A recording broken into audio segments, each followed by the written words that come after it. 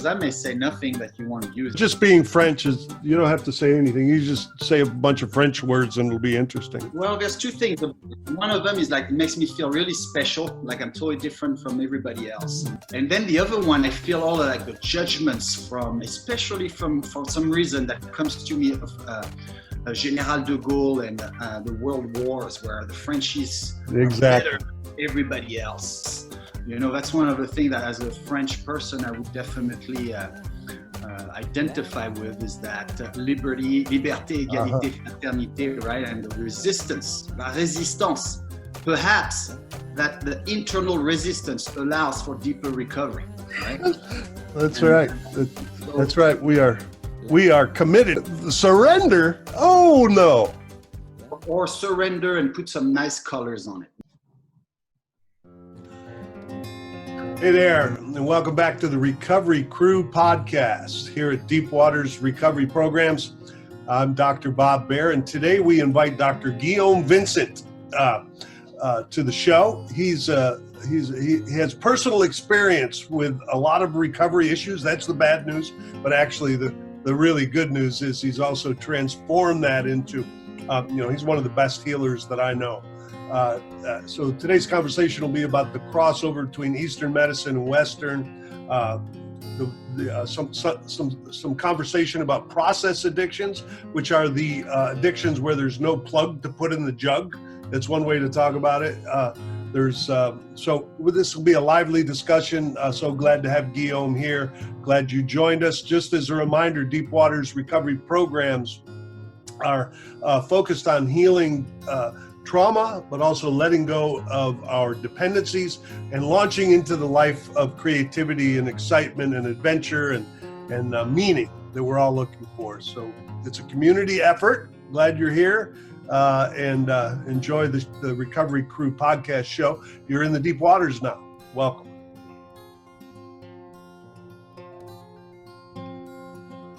All righty then. Look at this. So here we have Wes Shepard and Dr. Guillaume Vincent. I'm not going to try. All right, I'll try it.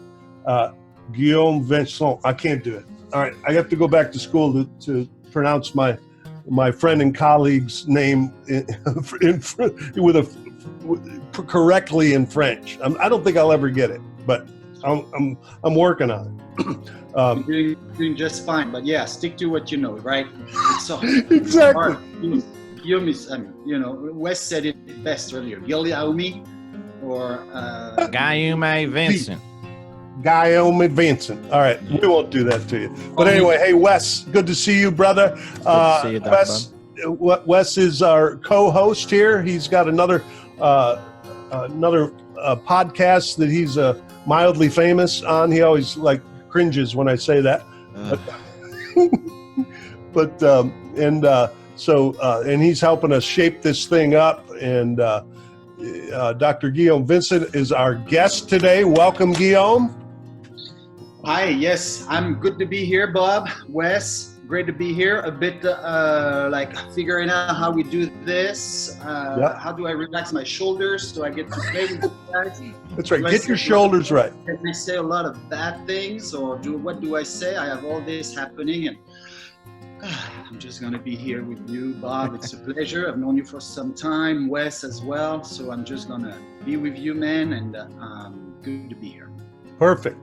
Glad you're here. Hey, Nicole. Nicole is our program manager, and she keeps things kind of organized around here. Nicole, if you wouldn't mind, come on and let folks know how they can reach us and what's going on around here. Yes, thanks, Bob. Deep Waters Recovery, we are an advanced recovery and healing experience for women and men. You can reach us at deepwatersrecovery.com. And our number is 512-677-7847. We post weekly blogs from our community. Our podcast comes out weekly, and you can follow us on all the social media sites, Instagram, Facebook, LinkedIn, YouTube. So feel free to reach out to us. Again, our number is 512-677-7847. And you can reach me directly. My email is admin@deepwatersrecovery.com. That's ADMIN@deepwatersrecovery.com. All right, Nicole, thank you very much. Good to see you. She's a very pleasant person. If anybody wants to call and talk more about the programs that we have here, we have a pretty unique set of opportunities for healing trauma, finding recovery, and launching into that life of creative bliss that most of us we've all been looking for. So we do it as a community also, and we'll probably talk more about that with Guillaume. But let me introduce you. Dr. Guillaume Vincent is originally from Paris, France. We flew him in today, especially for this. Actually, no, he's been here a while. Since 2002, as a matter of fact, to get the date right. He is one of the, honestly, I've worked with Guillaume. There's nobody that has more intuition in terms of healing that I've ever worked with in 30 years. But he was a mechanical engineer. So somebody tell me how those two things go together. I'm still trying to figure that out. He was an engineer in the aeronautic and automobile industry. He now has a doctoral degree in acupuncture and integrative medicine.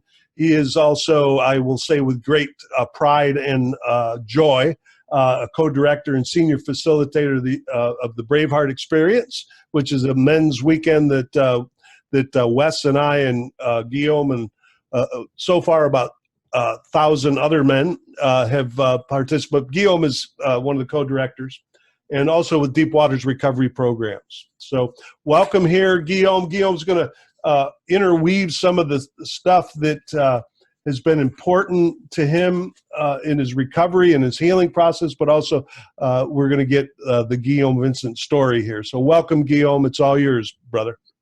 Thanks, Bob. Thanks, Wes, again. Hey, it's so good to be here. And we've shared quite a bit of adventures together, Bob. I've known you, actually since I think 2013, but especially over the last 3 or 4 years, a lot more. I'm really grateful to be here. Yeah, my story, mechanical engineer. So I grew up in France, right? And in Paris. Really strong guy for a grandpa. Kind of like you, Bob, actually. You could put my grandpa next to you and probably it would be very similar. And I was a sweet boy. Oh, you know, I was the sweet boy. I had tears come out really quickly. If someone was not happy with me or something, right off the bat, I fell into tears. And my mom was just like a big source of love. And yet behind all of this, there was just some dysfunctions happening. I was just totally feeling afraid a lot of the times. And I had no idea that this was happening. And I remember when I was little, like there was some other kids, I really wanted to connect with them. And I just didn't know how. And I just felt really discomfort inside of me. And my family, really great people that really love life and food, right? Food and drinks and celebrating. So lots of great meals, lots of restaurants, who speaks the loudest, lots of love, but just really a lot of clashes in communication. It's all through intensity. So difficult to just relax and discover what's really happening when it's mostly just reactions, right and left, and intensity. And with my parents, I started drinking alcohol young. At 7 years old, I had a little bit of wine. That was part of the culture. Drinking wine was part of the culture. And then smoking cigarettes. My grandpa smoked forever. My mom bought me my first box of cigarettes. I was 13. She was like, I'd rather buy you the light ones than know what you're going to buy the whatever else. So which I thought was really cool. I thought I had the coolest parents in that way. And but in the end, of course, not the best for me to start doing that. It kind of threw me off. And as I was really, I didn't know really how to connect with kids. When I was little, I really was the awkward kid, like so much to give, but I didn't know how. So I have some really good friends, but I never knew how to become real good friends with someone. So I was always really needy and clingy in some ways. And all the way to that pain that I felt inside of me. Then I was, getting into fights as a kid, or each time there was some type of in the street, someone was looking at me the wrong way, I would or get in great fear and feeling isolation, or I was getting in a fight. And that went on for a while until I discovered the magical powers of alcohol. At that first party in the apartment of my parents, a bottle of Malibu. Do you guys had Malibu, the rum Malibu? Yeah. I can't even think about it. Disgusting. And there was girls. And I drank the whole bottle. I thought I was Superman. And then I was just free. I had no fear of anything. And I was like, wow, this is the best version of myself. Unfortunately, after I was pretty sick for a while. But that started my relationship with alcohol. My relationship also with women, like how I needed to be connected to a woman in order to feel a sense of value. And that started at a young age. I still remember when I go through my inventory and I work on my ACA program, the girls that I really had a deep connection with, that I thought I had a deep connection with, it started really young, where I could feel my heart palpitating and I could just feel I wasn't able to think right because I was in the presence, or I became extremely shy, or I just in the presence of this person. That started really, really, really young for me. And that became a sign of validity. Please correct me if I can't speak, right? But at some point, if one of these individuals, especially young girls at the time or women today or when I was a teenager, if they gave me attention, suddenly a level of, it's hard to express the difference. It could feel like God's embrace, or it could feel like a delicious shot of bourbon, or it could feel, it's hard to tell what's really happening. It's a particular kind of drug, isn't it? It's a particular kind of drug, and which when I was a kid, especially due to the story from the French culture that I told myself, that French are very romantic and it's all about the champagne and just really being open and vulnerable and authentic, which I thought was just a regular way to connect. But through the years of healing and recovery, it's just a major release of dopamine that's happening. Yeah. And that is just confusing what's really happening. Do I really like the person, or what is it that's happening? What am I seeing in that person? So anyway, years of all of this, dysfunction from the family, great-great-great-grandparents that were adopted at the time of war. It went on from generation, so from generation to generation, there was some fear and some neglect and some physical abuse. Back at the time of great-great-grandparents, I mean, you know, something wasn't going right. It wasn't, please, would you please stop doing this? No, it was, people were hit, people were yelled at, or people were neglected in some ways. You know, it was just rough times. And so a lot of that is passed on from generations to generations. And it arrived at a time where for my mom got really sick at some point, and I will never know really what happened to her. From my standpoint here, I think she was suffering from alcoholism and also high level of codependency, which in our room can be seen as love addiction, can be seen as adult children of dysfunctional families, some of the traits of the laundry list. And so I think that's what's happening. And she tried everything. She tried everything. She went to mental hospitals where she saw psychotherapists. She had psychotherapy. She was a Buddhist. She tried many different things. And I observed that. But in the end, it didn't palliate. You know, the last few weeks of her life, she was just in the dark all the time. And as I share all that, you know, I share that with, I know that if she would be here, based on the work I've done, I know she would be okay with me sharing that. So I'm sharing it as part of her story, which actually is living through me and part of my healing. But in the end, yeah, she was absolutely in a terrible shape. And all the way to taking her own life. In 1996, when I was a 16-year-old boy, and the accumulation of all of the pain that I had experienced before to that really was a big trigger for me. And a big trigger of like, I can't take that no more. The pain is way too much. I can't act like there is no more pain. I can't just I can't. And so that's when my life started to shift. But I was 16-year-old, I didn't know. But I started making choices for myself that were about, all right, how do I go on the path of enough of that dysfunction for myself, enough of the pain. So I lived in Paris at the time. And that year, I became a great student. The years before, I wasn't that great, but right after my mom's passing, I became a great student. And I ended up really wanting to please her. And I was like, what would I do that would please mom? So again, another trait of ACA is like perfectionism. In order to make the other parent feel better because something is going on, they're uncomfortable, I'm going to act in a perfect way. How can I behave the best way in order to make them feel better? Like if I have any control of how they're going to feel, like I have any control over how you're going to feel right now, Bob, no matter how I behave.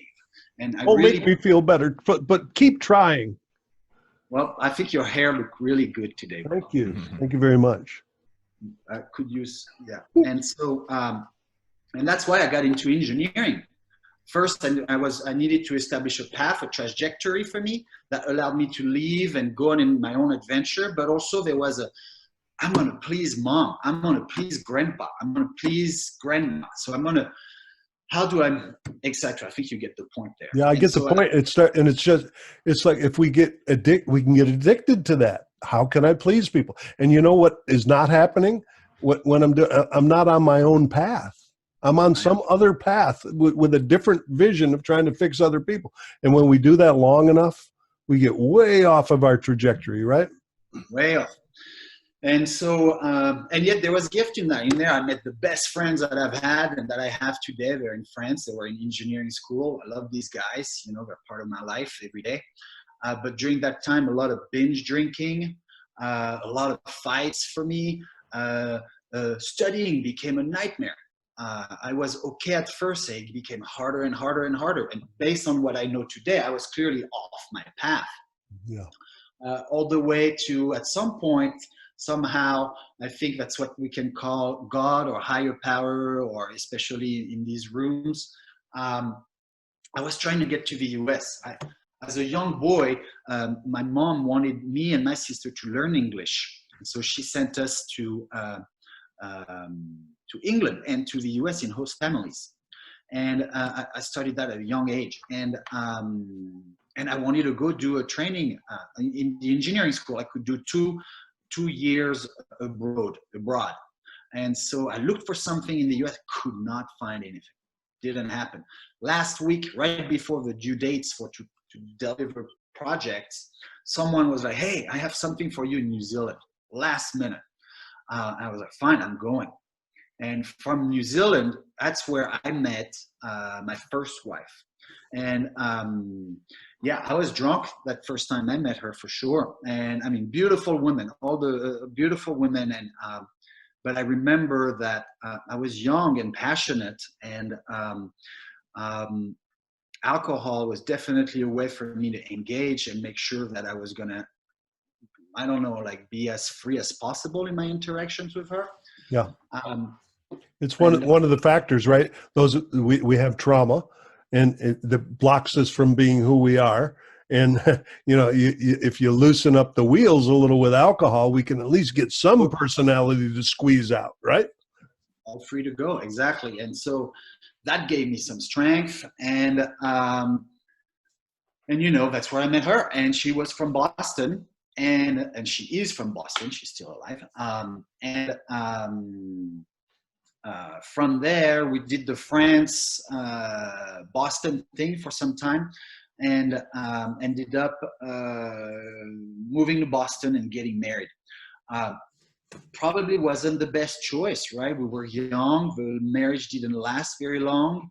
But the pain of not being together was outraging. It was just like, oh, after all that intensity and that love, I mean, New Zealand, you can't have more romantic than meeting an American woman, or for an American woman meet a French guy in New Zealand when you're in your 20s, and that there's Moulin Rouge at the movie theater, and that you're traveling all across, and you cannot beat this level of romance. and then plus coming back to France and the U. I mean, it was just wow. So it was impossible to end this. And we got married, and we had a great time. I mean, thanks to her, I learned a lot, and I'm really, really grateful. And then moved to San Diego, became a permanent resident in the US, and got an engineering job. And gosh, I was miserable. I tried to play the game. I was young, they hired me quickly, and they promoted me quickly, but I was just miserable. And then, so my ex-wife got a job in acupuncture school as an administrative assistant or enrollment person. I forget the name of the position. But anyway, I went to one of the lectures. One of the teacher was Alex Tiberi. It's not the acupuncture per se. I got some treatments, but treatments didn't wow me, because it's a very unknown modality. It takes time to get used to that. At least for me, it did. And I think for most people, it does take. But hearing him, Alex Tiberi is past now. He was talking about the foundation of Chinese medicine. And as soon as he spoke, it's like I was drinking fresh water for the first time. He was talking about principles of interconnectivity, about energetics, about how we are representation of nature, etc., and about how system works in families and how organs and emotions impact each other. And I was just like, wow, it was mind blowing. It was totally something that I was, and I couldn't stop thinking about it afterwards. And as I was miserable in engineering, I didn't see a way out. The company I was working for was actually slowly also not doing really well. Arrived at a divorce time. I was like, hey, I don't have anything else going on. I don't have to pay for I'm all by myself. I can live on the couch if I need to. And I only had 2 dogs. And so I jumped into acupuncture school. I just couldn't stop. I kept reading about it. And again, I wasn't reading so much about how needles are inserted. No, I was reading about the fundamentals, the foundation, how Chinese medical doctors or acupuncturists or healers, because that's what they were looking at the world and at the human body. What a juxtaposition, right? Here's an engineer. Isn't engineering mostly about everything that you can see and touch and grab and like mechanics? Everything, like it's the stuff you can see and touch and manipulate. And then there's the other 99.9% of the universe, right? That a guy like you must have been longing to explore, right? You should have seen me. I did a training at MIT in nanotechnology. Man, I was like a sore thumb in there. There was the guys that were just like super into their research. I only cared about connection, and I was and yeah, I mean, I was not built to be an engineer yet. However, I have an engineering mind. I would say I'm a smart guy. That's what it tells me. But then compared to other guys, I'm not built in that way. I'm, however, very built to feel and to really observe and to be in my body. And I think most of us are. I think the ultimate engineer would be the one that's in his head and able to integrate what he feels and in order to maybe inform the next technologies. But okay, I'm going off track here. Well, I don't think you're off track. One of the things I just would like to say that one of the things we call on these weekends, the Braveheart experience, we call him General Vincent, messing with you a little bit, but somehow because you do have because you are wise enough to know that you need some structure. If you're going to do some deep healing, you better build a container around it. And I think that maybe there's a little bit of an engineer, the wisdom of the engineer creeps in there. Thank you. Bring that. Yeah, I can see that in my way to facilitate and how it has helped me to bring someone or to allow for some type of movement to happen for the person. Unless there's some type of understanding of the container, how can someone be guided into it? And you're right, there is some technique to that. That's just how it boils down to. But so I got into acupuncture school, did the whole thing, and after 2 or 3 years, it became another degree. Suddenly it was point combinations, how this works, how that works, how that's works, and taking exams. And little by little, the engineer started to show up again. But but the natural instinct needed more. And but of course, as I started doing acupuncture, it was about my healing first and foremost. Ultimately, my entire path is about my own healing, except that now I'm able to maybe help some at the same time as I continue to heal. And right there, I got into what was called, energy work, which was very hippie development and all this, and Reiki type of stuff, which at first I was like, this is baloney. And at the same time, I discovered family constellations.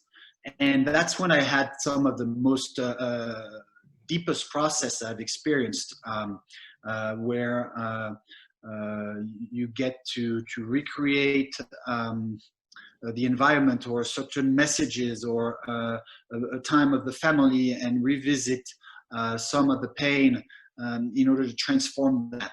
And so I got to speak to my mother, I got to speak to parts of myself, and as a young boy, there was so much in there. So that's when I first got my first deep healing wailings. And there's a difference between wailing because I don't know, I just know there's grief happening, and wailing because I'm in the process of healing.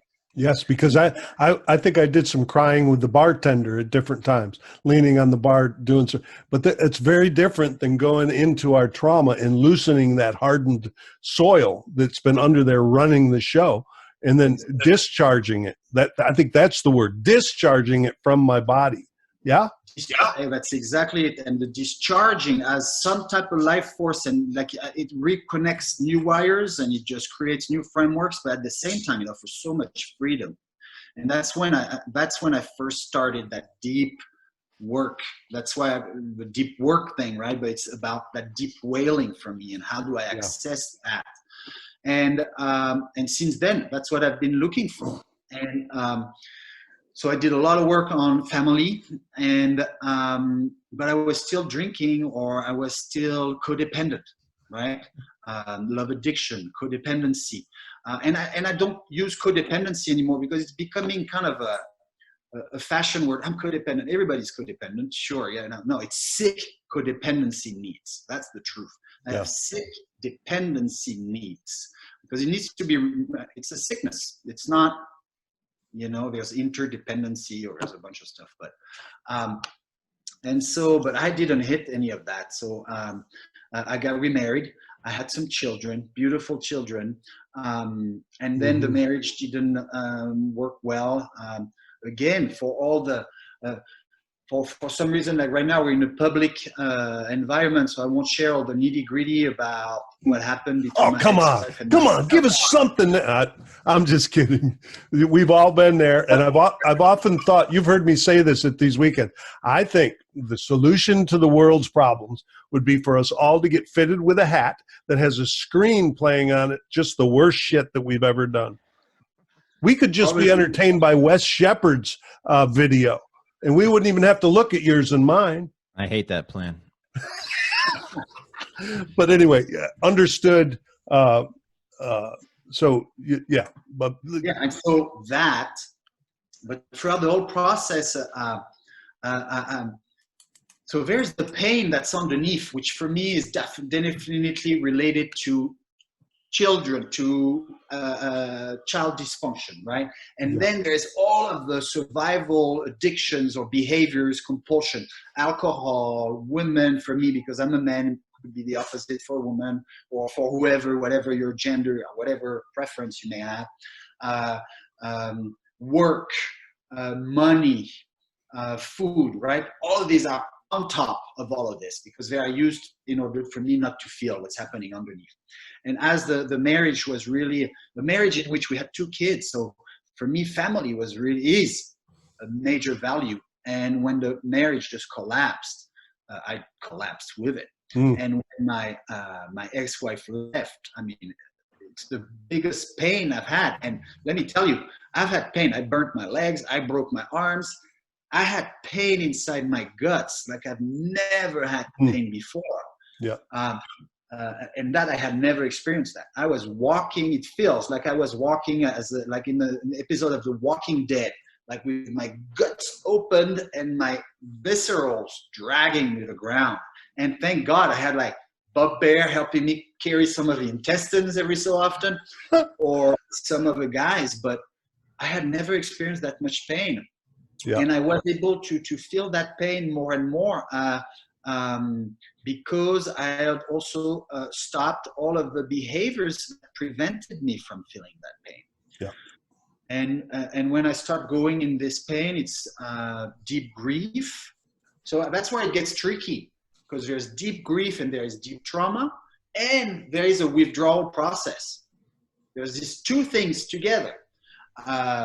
And unless I go for a withdrawal, I cannot really see what's the trauma beneath it. Yeah. So how do you separate both? Just, I want to make a point if anybody's listening to this, because I have been there. It was actually before I met you. I had a little army of people keeping my head just barely above the suicide waters. That's how much pain I was in. And you call it sick codependency. The advanced form of codependency is love addiction. And I've experienced it. And it's the most death-defying of all the drugs in my experience. Just as a little statistic, there's a study that came out of the University of Texas that people that survived a serious attempt at suicide were asked, why did you finally go over the edge to try to kill yourself? And 80% of them, between 70 and 80, said it was a romantic breakup that pushed them over the edge. All right, so people, suicides are next to obesity, killing more people than any of the drugs, than any of the alcohol or opioids, but it never gets written down as love addiction. It'll just get written down as depression, or it won't even get written down as any cause. It's suicide. I'm saying we are not alone, you and I, Guillaume, with this. It's a big unaddressed problem. Big unaddressed problem, and I think I saw it in my mother. I think something like that happened to her as well. And yeah, how do you explain one day I'm in a relationship, it's not going well? Sure, it's really clear. It's time to end this, right? And the next day the person is not here. Oh my gosh, I'm miserable. Yeah, it's really something that happens that's beyond depression. So intense withdrawal. That's how I guess it's seen. In our language here, within recovery language, yeah. I would say. But so there's a solution for that, and it's about really getting in and working. So to go back a little bit from family constellation. Then after, I was an angry guy. So see, there's a general. I'm the sweetest man, but when someone crossed my boundary. No, I hear grandpa's voice or I hear mom's voice and I turn into an angry guy, you know. So I really needed to do some anger work, but more than that, discover shadow, because all of my anger is driven by my shadow and me not getting what I want or whatever. That was the beginning of recovery in a deeper sense for me, is when I started doing shadow work with what you, Bob, have been doing for how many years you've been doing that? Oh, we don't, when you get to be my age, you stop saying years. But shadow work is, but just so everybody knows, the shadow was a term coined by Dr. Carl Jung, right? And it's the part of us that is hidden, repressed, and denied. It's the part of us that we don't think is us, right? And there's lots of ways that we use in the work at Deep Waters and at the Braveheart experience, and in order to bring that part forward. So that because there's lost parts of ourselves, we have to keep the shadow in front of us, and that's what we do in this community. We help each other put a little light on the shadow, right? Right, and so I did that. I started doing that with the Mankind Project, and then did a bunch of work and a bunch of deep wailing, but also exploring my anger and what was behind it. What was my anger covering? And it took some time. I had so much anger, and I did punch a lot of things, or I yelled, or again, but all of this is not like suddenly I'm yelling. For all those that don't know about it, it's set up in a really conscious way with a container, in a way that naturally brings the person to that. It's not suddenly whatever. So I just want to say that for people that don't have experience in that. And so as I discover deeper and deeper parts of what my behavior is hiding, I get to really see my denial. And through the years, seeing that, oh, actually, you know, even though I'm not a drinker that ends up in the gutters and drink up in the morning first thing rum, which, by the way, I could become. Let's just not lie about it, but I'm not that. However, still just drinking that beer every day, and then on Saturdays with my buddies drinking and not, you know, just not, has an impact that protects me from feeling. Yeah. And then suddenly stopping to do that. And for me, the major problem was the codependency piece. And when I drink, or when especially drink, then other behaviors become even more exacerbated, which takes me more and more off of path, and I don't even see it. Yeah, that's a little bit of my story too. I you know, the love addiction and codependency were I started a year that, and I didn't want to drink. It took me a year to realize that I had some of those crazy stories that a lot of those alcoholic guys had, and I found my way into those rooms also. But I had, you know, I was fairly functional. The three of us, that's one of the things we used, isn't it, Wes? This, I'm looking pretty good. It's not that bad. I'm not as bad as those guys under the bridge, like those French guys under the bridge. I'm just kidding. Yeah, but yeah, it's true. I'm not like them, so I'm okay. Yeah. You know, until suddenly somehow, but what's his name? Joseph Campbell says it better. Sometimes at some point, it just does not work anymore. Yeah. Everything has worked, and suddenly there's that day where everything around, nothing works. No matter what I'm trying to do, I am stuck everywhere. And that's when, wow, well, I can't blame it on anybody anymore. There's really something that's off. Yeah. And at that moment, that's when I discovered 12 steps, because I had no idea what was going on. There was a way deeper place. And the 12 steps, that deep connection to powerlessness. I think as a human being, we all are powerless and we don't know it. But to become conscious of it, and to start working all these steps, create some type of energetical transformation where one finds who they are by the end of it, and allows to be in alignment with perhaps going back to the natural birth of the person, where suddenly I can be who I am truly, and I get the opportunities to continue healing maybe some of the things that have not been addressed. Through the 12 steps, I find a resemblance of who I was made to be, which I have not found anywhere, because I think the drinking and the boozing, the same thing, the sex and love and all this, is a way to try to find who I am. Unfortunately, I am not finding myself in any of these. Yeah. And in the end, I hit a wall, and the wall is, or a dark forest, and there's no path, and I'm willing to walk in it by myself, or it's, I don't know, something absolutely horrific. But anyway, so these 12 steps, these 12 steps have led me to even a better place in my life, and to a return. I think I wasn't able to really return before. I was stuck in my ordeal of life.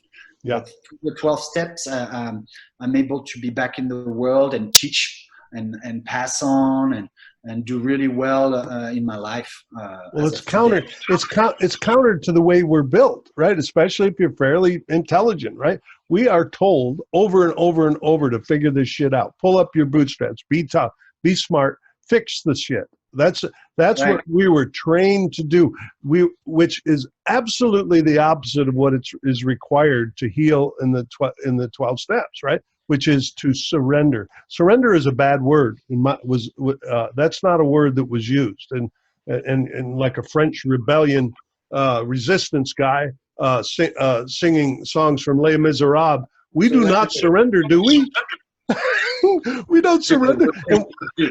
and we don't ask for help unless we're going into battle. And then they say shit like, you got to stop fighting. What? No, that's what I do. That's how I got here. And the 12 steps are asking us, just put down the weaponry just for a little while. And then the spiritual thing happens, which nobody knows how to talk about, really, but it's a thing. It's the thing, exactly. And that's when everything correlated for me, everything that we're doing from here to shadow work, to family constellation, to acupuncture, none of it can be described, really. It's all about going through it. And it's all about an experience of it. Even you, Bob, you didn't believe in acupuncture and you pushed back against it, I'm sure. And then you got it done one day and you were like, fuck. Oh, sorry, I said a bad word here. It's a French word. It means something different. I'm French. Yes, I can say but yeah, that actually the state of Texas has given me a medical license to perform AcuDetox, which is the limited version that they allow of those of us that have a license, a master's level license to get. There's so much more to it, and I don't know shit about acupuncture, but I do know this, that those 5 points in the ears that are connected to different organs in the body energetically, if I do it regularly, it opens me up and I find a place of calm and a deeper place of emotional contact. This has been proven to me. I used to tell you my psychological hide is too thick. Acupuncture is too subtle for me. You used to like lovingly roll your eyes a little bit, say, stay with it, Bob, keep coming back. Yeah, it's because exactly. And by the way, Bob, you do a good job. I saw you do needling. I think you deserve your license. Okay, thank you. And you got a good technique. But yeah, it's all about experiencing it and coming back to it and coming back to it. And little by little, people that have done acupuncture for years or that have done a lot of acupuncture, they see the benefits. People that go back to 12-step, people that go to meetings, people that have sponsors, people that do the work the steps, they see results. Same thing with shadow work, same thing with everything. But we're entering a place where the head is not going to figure it out anymore. Yeah. We have to be willing to trust what the body is experiencing. Yep. It took the same thing for Wes. I know a little bit of Wes's story too. He snuck up on this thing knowing that he needed to do some work, but we're not ready until we're ready, right? That moment that you talked about, Guillaume, when it all came together and you were stuck. I mean, we all had that moment, right, Wes? Oh yeah, it took me 5 years of writing notes to myself late at night on my phone, telling me I didn't want to live like this anymore, drunk. Just 5 years of that, basically, even longer, until finally, it was enough was enough. Mm-hmm. Guillaume, I wanted to ask you a question. So, with the love and codependency stuff, I've been in the fetal position many times over relationship. I've pulled over to the side of the road and had to go to an emergency clinic to get some kind of anxiety medicine because I've walked off jobs because of that gut feeling that you were talking about. In your experience, one of my big problems is this all or nothing thinking when I have a relationship, where when one thing goes wrong, then the whole relationship is broken, right? I want everything to be perfect, and if it's not, then I just want to throw it away or run away from it. What do you have any experience with that? And kind of, yeah. So again, the key to a healthy relationship, I think it's something we're all thriving towards. And unless you are actually trying to discover what a healthy relationship is, I don't think anybody has really the answer. However, dysfunction, I think we can really talk about it. What you described right now, it's anorexia avoidant response, push or pull, or in or out. And that, unfortunately, is what the dysfunction of an unhealthy relationship, unhealthy codependency is the wounds are triggered, and when we push back and when we're back from each other, that's when the pain comes back, and I really need to get closer. But when I'm close, I don't want to be too close, so I push back again. And so it just continues to do that dance again and again. So right there, what is that? That is an intoxication, an emotional intoxication with the person, and the wounds are triggered, and it is impossible to build something healthy out of that because you are not emotionally sober. Something that many can be experiencing that have this type of symptoms, they become actually symptomatic, meaning like one day they're totally fine, suddenly they find that person, and there's that pattern that just kicks in overnight. So when there is this, so someone that really experiences that with all relationship needs to go through a time of abstinence, a period of sobriety. And sobriety in this way means 90 days, 90 meetings. And sometimes some people, they are abstinent from any type of love relationship for years. Sometime, No. We can't be doing that. It's just love. It's not a drug. I did it fully for 2 years myself. I know you did. And it was amazing to realize, because then it's about being and learning how to comfort myself when I'm really wanting to be with someone.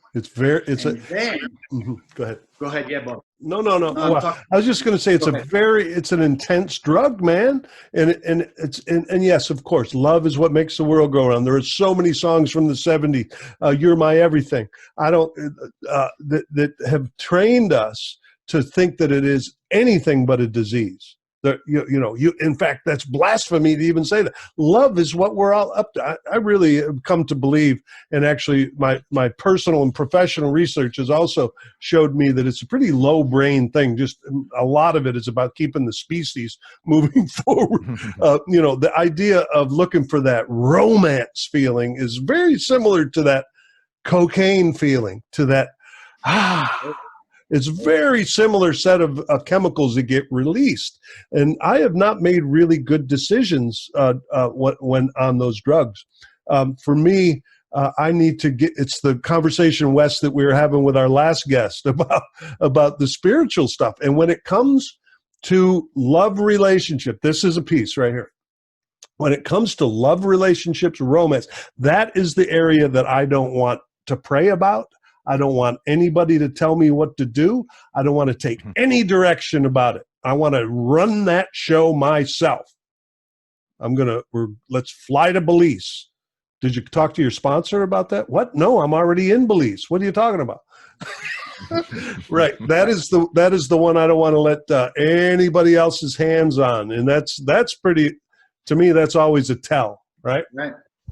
And this is really it's tricky because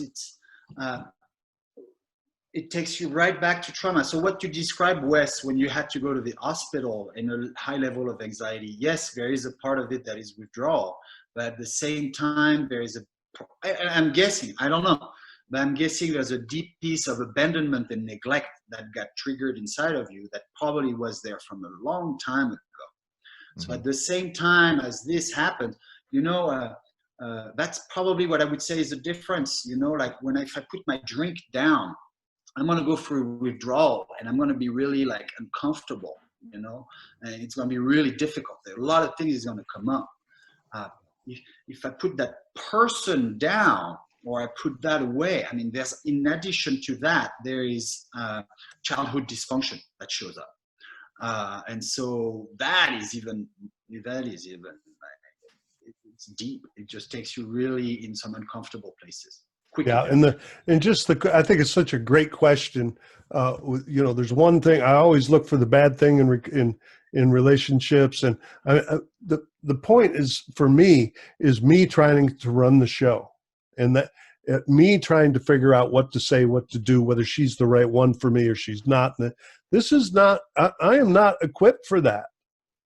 I need a lot of adult supervision.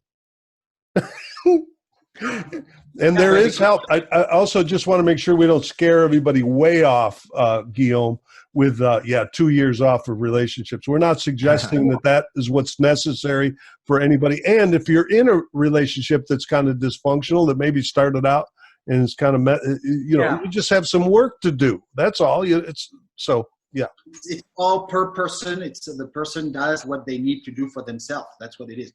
For me, that's what it was. I needed to focus on me. It's how long it took. But I wanted to say, what did I want to say? I wanted to say that I lost my train of thoughts. Bob, you were saying something good and I lost it. Well, it's about it. We don't have to necessarily just lop off relationships forever, you know, it's, or even for 2 years, like superstar Guillaume did. Actually, I never did that. That is like way beyond the pale right there. That's like high level stuff. And then a dating plan. He even did. Have you heard of such a thing, Wes?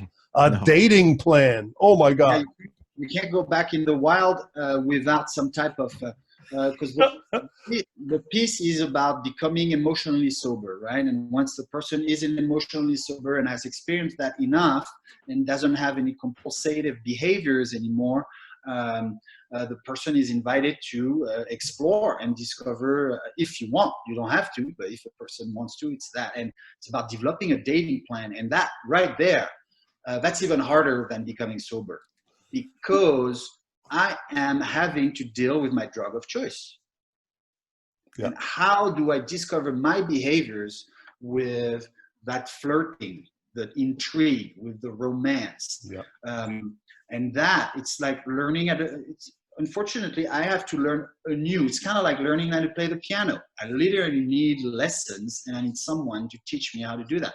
I need to learn how to date. I need to learn how to be with the opposite, with the person that I'm interested in, opposite sex or not. And that requires work. It does require work, and to deprogram all the years that have been happening. It's tricky, really tricky. Mm-hmm. Yep. Having possible. I've had to learn, you know, pausing when agitated. That's one of the things we talked about last week. You know, my brain works like this, because I think you're encouraging me to get the highs out of my life, the real big hits, right? And by the way, why would I want to get a hit? I don't want to get hit, but sometimes that I'm looking for a hit, right? And that romance thing really lights me up. But I think you're like telling me I don't get to have that anymore. Oh my God. And actually, I think the answer is, yeah, Bob, I don't think that's really worked out very well for you. What about peace? Shall we try peace for a while? Yeah. Right. Is that an advanced concept or what? Exactly. And true, because the romance thing is totally false. It is a total thing that we tell each other, but that it's actually a highly romantic relationship is doomed for failure. I think we can blame the French on that one. Maybe any of the other stuff, but I think yeah, I think I don't know if we still are the number one right now. I don't know. But back in the day, probably. But yeah, I mean, what's on the other side? What's interesting is probably what you've been talking about in all of your podcasts, is that serenity and the peace. At some point, what was confused? Complexity was confused with chaos, right? Oh, yeah. This person is complex, when actually that person is extremely chaotic. Also, love is confused with pity. Oh, I just need to be there for them. Or I keep going back to that relationship where I can't stand the person. It's so unhealthy. At some point, all these things stop.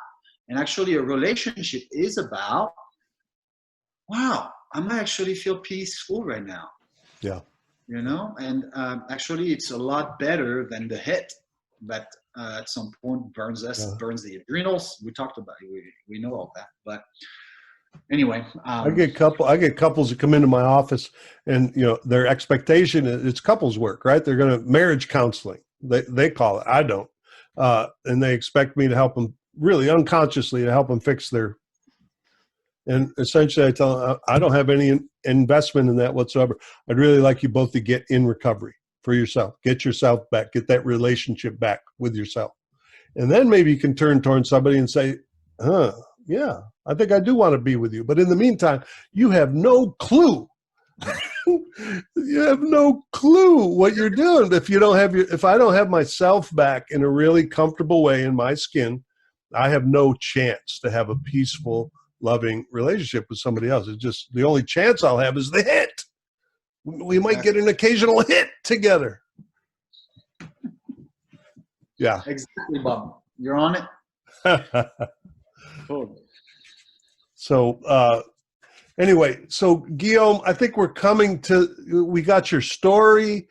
We got some little bit of insight about Eastern philosophy, Eastern medicine. We got to me, the message, and I'd like to get you back on here. Let's do a whole thing just on love addiction and the transformational opportunities that we have when we get God involved, when we get whatever language you want to use, we get our own brain off the topic and get a more mature rhythm of life. And we can have relationships that are so beautifully satisfying that we didn't even have a clue were possible. So I'd like, maybe we'll get you back on here and we'll focus all on that. Well, I have a lot to say on all that. Well, you have experience, man. You have a lot of experience. Yeah. You have a lot of it. So is there anything else that you'd like to share with us today that we didn't quite get to, or? Well, I think we covered the most part. There's so much you said on all these subjects. All I want to say is, whoever is watching this, that we're together in all of this, and the idea is, how do I live a better life? How do I find my path as I was born to be?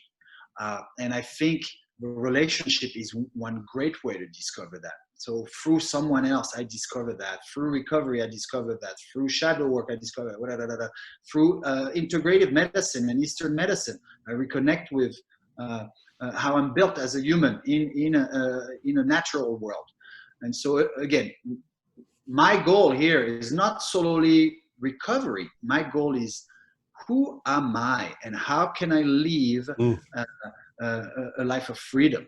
That's the big picture. How can I have that good life that I was meant to have? That's all I want to. Yeah, man, beautiful. It's like Sam Keen wrote that book, Fire in the Belly, and there's a thing in there. He says, here's the key. Here's one of the keys that we teach at Braveheart, right? So you want to have a healthy relationship. Here's the two questions you have to ask. Here's the where am I going, right? And who's going with me, right? There's nothing that profound about that. Those are good questions. But here's the punch. Who's going with me? That's right. Where am I going and who's going with? But here's the key. Don't get them out of order. That's the punchline, right? It's like, how many times have we in this podcast, and anybody listening, had this unconscious or conscious expectation that our partner was going to like fix some of the discomfort in my life, that maybe even we'll do this together, we'll find the bliss together, and it hasn't worked out very well, at least for me. And I've got to know where I'm going. I got to know who I am to some degree to be able to partner with somebody and move into this life with a healthy rhythm. So thanks for your wisdom today, Guillaume, and Wes. Thanks for bringing your perspectives here. Guillaume, why don't you let us know how to get a hold of you, what you're up to in the world, how folks can contact you. Yes. All right. Dr. Guillaume Vincent here, but call me Guillaume. First of all, you can find me at Acupuncture Together. I do community acupuncture in Austin, Texas. I'm not sure if you're going to have some type of blurb, Bob, with all that information, but I can give that to you. But otherwise, it's acupuncturetogether.austin.com. I'll see you hopefully at a Braveheart or in one of the Deep Waters recovery programs where we're going to address some of the things we've talked about and set up containers and go deeper and deeper to hopefully get some transformation and healing happening. Yeah. I'd love to do that with all of you. And you can find me at AOMA. Not this term, where I teach some acupuncture in clinic. And then you'll always find me in some type of healing circle somewhere where I do my work, or I continue learning on emotional sobriety and how to attain this. That's pretty much it, Bob. That's what I got at this moment. Thank you. So on our website, Guillaume's contact information and website will be up and on there when this comes out. And he's got a blog that's coming out later this week. Anyway, thank you so much for being here, Wes, everybody. Well, I think Nicole is amongst us, and she is our program manager here at Deep Waters. Can you, there she is. Will you say a few things about how folks can reach us? Yeah, thanks, Bob. And thanks, Guillaume, for telling your story. Love the discussion on love addiction. We haven't had that topic in here or in depth yet, so it was good. Deep Waters Recovery would love to hear from you. We are an advanced recovery and healing experience for women and men. Our number is 512-677-7847. If you'd like more information about the program or this podcast, please reach out. Again, our number is 512-677-7847. Our website is deepwatersrecovery.com, and we post weekly blogs from our community. Our podcast comes out weekly, and you can follow us on all the social media sites: Instagram, Facebook, LinkedIn, and YouTube. Yes. Thank you. Thanks, Nicole. We could not find Deep Waters. That's pretty much what Nicole said. It's impossible not to. Yeah. Google around, you'll find us. Yeah. And we've got a newly designed website with water that actually moves. Oh, I'm so pleased with that. Anyway, yes, the Deep Waters program is a 12-week commitment, and it's guaranteed to, I don't know if I should say it, guaranteed to bring transformation to your life. This I guarantee. And around recovery, healing, and launching into that creative bliss life that we're all kind of groping around for, and it's a good container for that. And in the spring, we'll be doing the DWI, which I like to let that just sit there for a minute, because I love the fact that the Deep Waters Intensive acronym is DWI. It's a 3-day intensive. Guillaume is a master facilitator, and he's one of our senior facilitators here at Deep Waters. All right, so that's it for today. Stay connected to your heart, reach out for support, ask for help, right? That's what we learned how to do around here. Help me. It's really powerful. Vulnerability really is the most powerful stance I can have. It takes way less courage to be tough. Right, Guy? Right, Guillaume? All right, so let's let go of that, and I'll take a breath. And thank you, everybody. You're in the deep waters now.